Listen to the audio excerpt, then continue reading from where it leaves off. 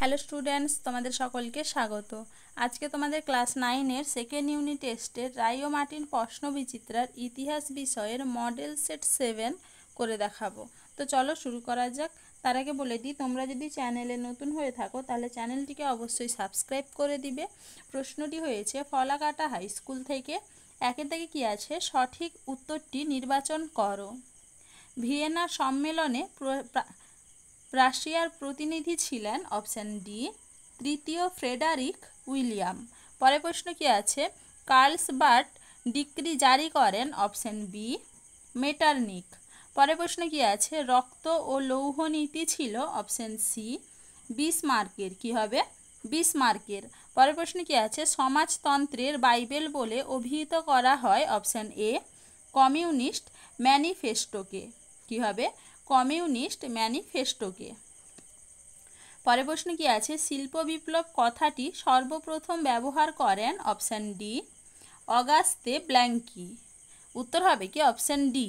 পরের প্রশ্ন কি আছে, ইউরোপের রুগন মানুষ the sick man of Europe নামে পরিচিত ছিল অপশান সি তুরস্ক।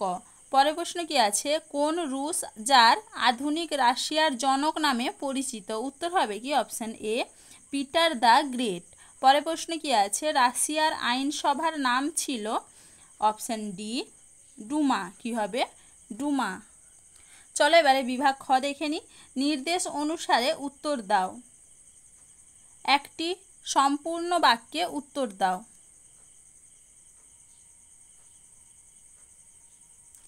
ভিয়েনা সম্মেলন কবে অনুষ্ঠিত হয়েছিল। উত্তর হবে কি 1815 খ্রিস্টাব্দে।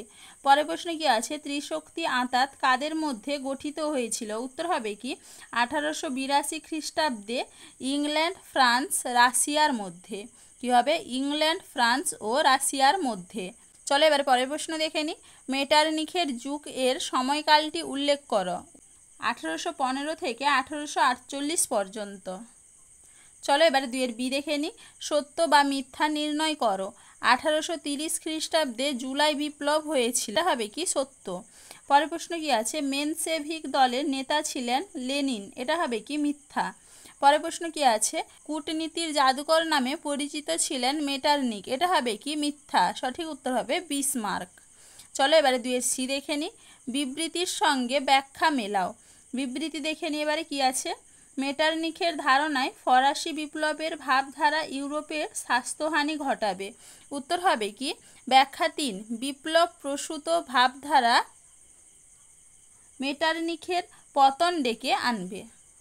তো এবারে 2 নম্বর দেখে নিই।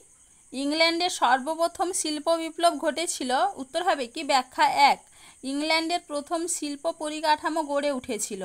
পরে বিবৃতি কি আছে, লেনিন নতুন অর্থনৈতিক নীতি ঘোষণা করেন। উত্তর হবে কি ব্যাখ্যা 3 রাষ্ট্রের প্রতি জনগণের আস্থা ফিরে পেতে।